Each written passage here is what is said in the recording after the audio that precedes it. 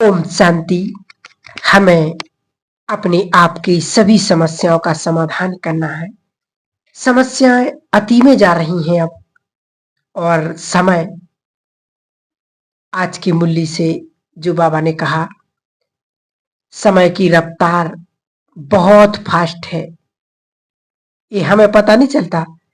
जैसे संसार में लोग सुखी हैं, उनसे यदि बात करो कि यहाँ वो हो गया, वहां वो हो गया, तो उन्हें उतना उसका असर नहीं पड़ता है। परंतु उनको तब पता चलता है जब उनके ऊपर कुछ होता है। तब कहते हैं कि अरे भाई, बड़ा बेकार समय आ गया है, अब तो विनाश के दिन आ गए हैं, बड़ी खराब दुनिया हो गई है। तो मनुष्य जब खुद न भुगते तब तक उसको संसार की बुराइयों का पता नहीं चलता है। और अब संसार में बहुत ऐसा समय आ गया है कि लोगों को अनचाहा भय, उन्हें पता नहीं किस चीज का भय है, परंतु ये निश्चित बात है कि जिन्होंने अनेकों को सताया होगा, भयभीत किया होगा, आज उनके सामने, उनके जीवन में भय उत्पन्न होने लगा है। पूर्व जन्मों का हिसाब किताब। इसलिए हमें किसी को डराना नहीं है। अब समय की मांग यही है, क्योंकि अब समय बहुत भयानक मोड़ लेने वाला है।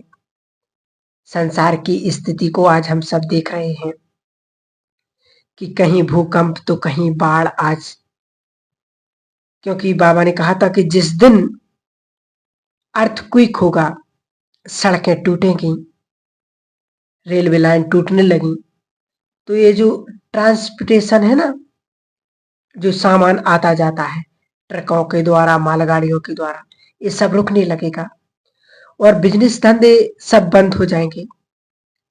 माल की भी आने का खत्म हो जाएगा। उसका असर भी संसार में बहुत बुरा होगा, क्योंकि वहां पर 5 किलोमीटर दूर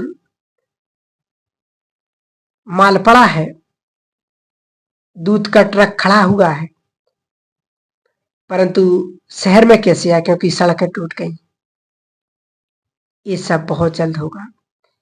तो अनुभव करेंगे कि मैं विश्व कल्याणकारी हूं, मुझे सबका कल्याण करना है। बहुत अच्छी तरह अपने चित्त में समा लें कि मेरी शुभ भावनाएं सबका कल्याण करेंगे। मेरी प्योरिटी प्रकृति का, जग का कल्याण करेंगी। मेरी सोच, मेरा पुरुषार्थ अनेक आत्माओं के दुखों को, कष्टों को समाप्त करेगी। तो अपने आप को बहुत सुंदर और बहुत तीव्र पुरुषार्थी बनाना है, क्योंकि जैसे जैसे हमारा पुरुषार्थ आगे बढ़ेगा, माया अपना रूप दिखाएगी। कोई भी सोशल मीडिया, चाहे इंटरनेट, चाहे यूट्यूब, बिना पर्पस के यदि इसको हाथ लगाया, बिना लक्ष्य के, किसी भी टीवी, इंटरनेट, मोबाइल पर जाना अर्थात विनाश। कितना समय ऑफलाइन रह सकते हैं, ये स्वयं को चेक करना है, क्योंकि ये डिजिटल वर्ल्ड, इलेक्ट्रॉनिक वर्ल्ड कितनों को नष्ट कर दिया है। जिनको पुरुषार्थ करने का अब समय ही नहीं मिलता है, उन्हीं में इतने बिजी हो चुके हैं कि जो सुंदर समय है बाबा की याद का, नुमाशाम योग, अमृत वेला योग, उसको आत्माएं भूलती जा रही हैं। जो कहते थे हम मोबाइल यूज नहीं करेंगे, आज वो दिन रात यूज करते हैं।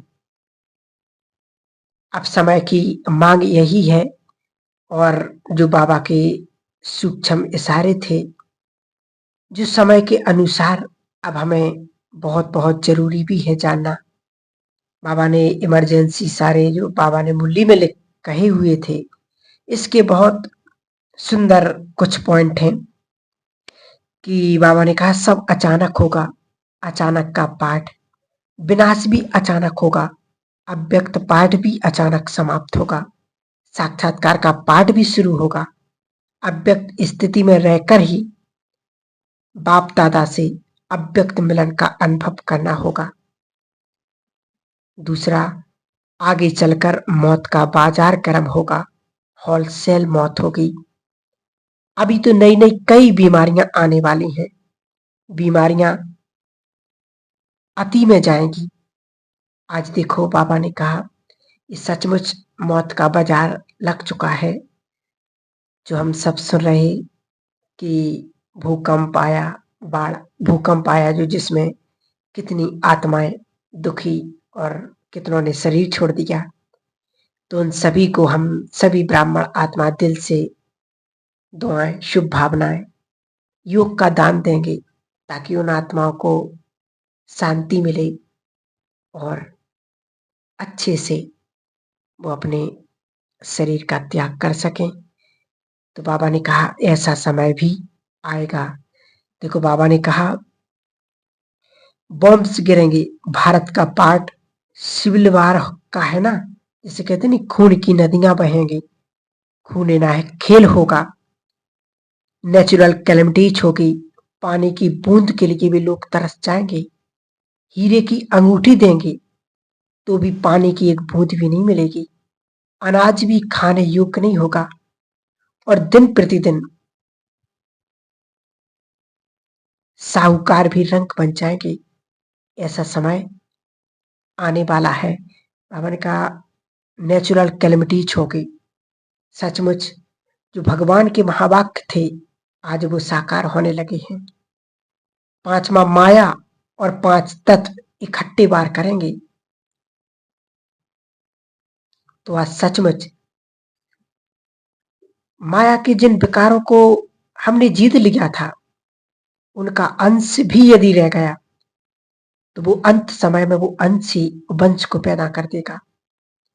इसलिए माया के पांच तत्वों को, माया के पांच विकारों को हमें जीतना है और तत्वों को सकाश देना है।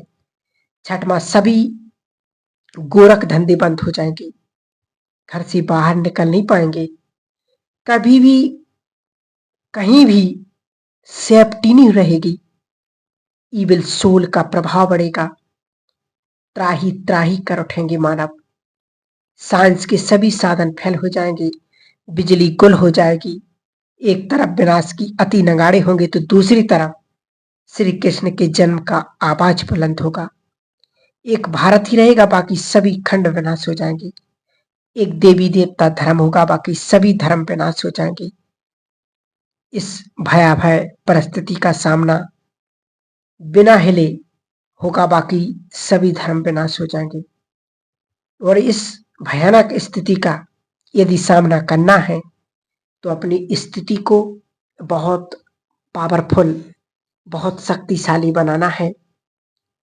जो समय की मांग है, आज हम सचमुच देख रहे संसार में कितनी अनेक बीमारियां बढ़ती जा रही। आज हॉस्पिटलों में जाओ तो डॉक्टरों को मरीज देखने के लिए टाइम नहीं है। सोचो पहले का समय ऐसा था कि लोग सालों और महीनों महीनों नहीं जाते थे अस्पताल में, डॉक्टर लोग फ्री बैठे रहते थे। आज वो समय आ गया कि डॉक्टरों को टाइम नहीं है खाने के लिए, मरीज को देखने के लिए नहीं। कई दिनों तक मरीज डले हैं तब उनका नंबर आ रहा है। ऐसी स्थितियां बढ़ती जा रही।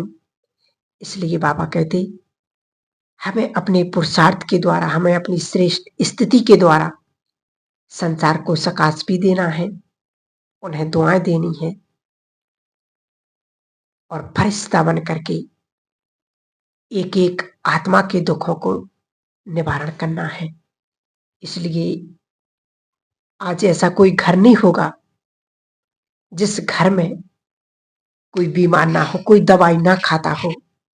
सोचो इस संपूर्ण सृष्टि अब एक अंतिम श्वासों पर है, दवाई के सहारे चल रहा है संपूर्ण सृष्टि। तो इस अंतिम समय की अंतिम तैयारियों को अब कौन क्या कर रहा है, क्या सोच रहा है हमारे बारे में, वो नहीं हमें सोचना। हमें स्वयं को देखना, बाबा को देखना और अपने पुरुषार्थ को देखना, बाकी दुनिया में क्या चल रहा।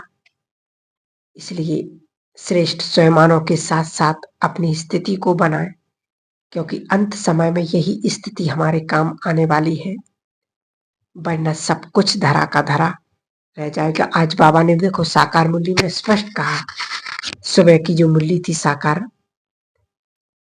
कि बच्चे ये धन, ये संपत्ति सब मिट्टी में मिल जाना है, कुछ भी नहीं रहेगा। इसलिए समय रहते हुए भी हमें अपनी जिसकी जितनी जैसी कैपेसिटी है उस अनुसार यज्ञ में सफल करें, ताकि वो वही हमारा काम में आने वाला, वरना सब कुछ मिट्टी में मिलने वाला है। तो अपने पुरुषार्थ को भी श्रेष्ठ बनाएंगे और बाबा की सेवा में भी तत्पर रहेंगे, यही हमारे काम में आने वाला है।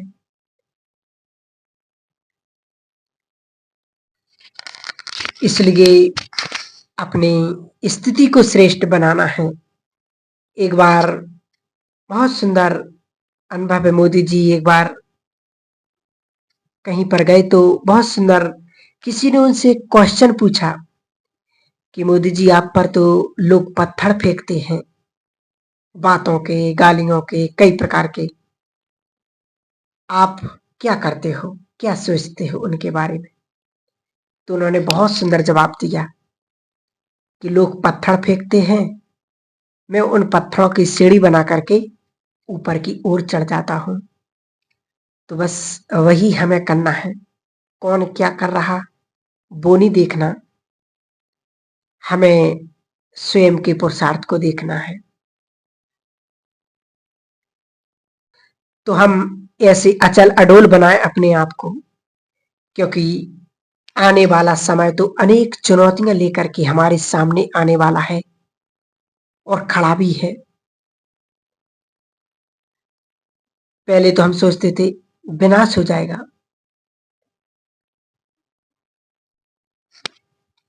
परंतु ये बहुत गुह्य बात है कि विनाश से पहले सबके हिसाब किताब चुकते होंगे। विनाश में भी प्रकृति प्रकोप तूफान मचाएंगे, गृह युद्ध, उसको देखना, उसको सहन करना। ये जो प्रैक्टिकल जो खून बहेगा, इसको देखना बहुत सहज काम नहीं होगा। जिनके मन नाजुक मन है, जल्दी फीलिंग में आ जाते हैं, वो तो थोड़ी सी घटनाएं सुनकर ही डाउन हो जाएंगे, दिमाग शून्य हो जाएगा, पत्थर बन जाएगा। ये स्थिति बहुतों की होगी। इसलिए साक्षी भाव का अभ्यास बढ़ाते चलो, वही हमारे काम में आने वाला है। ओम शांति।